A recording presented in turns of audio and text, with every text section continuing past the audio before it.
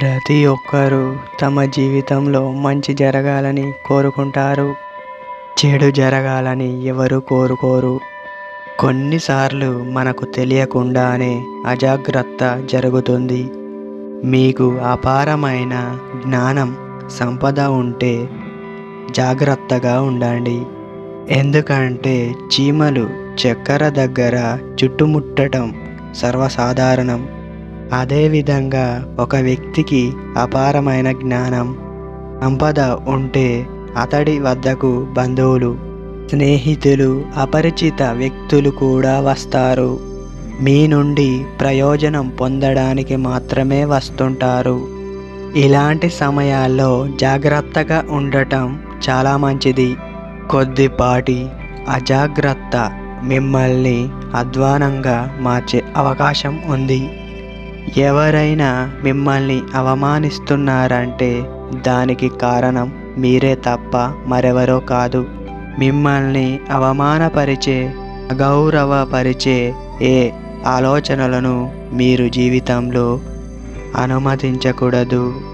సమాజంలో మీపై గౌరవం ఉండాలి. అప్పుడే జీవితం బాగుంటుంది. లేదంటే మిమ్మల్ని అందరూ తక్కువ చేసి చూస్తారు. మనం మాట్లాడే మాటలు జాగ్రత్తగా ఉండాలి. అప్పుడే అందరూ మనకు గౌరవం ఇస్తారు. ఎప్పుడు ఇతరులతో గొడవలు పెట్టుకోకూడదు.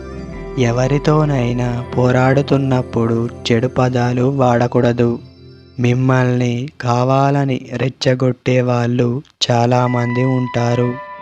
అలాంటప్పుడు మనం సహనంతో ఉండాలి. అలా అయితేనే హ్యాపీగా బతకచ్చు.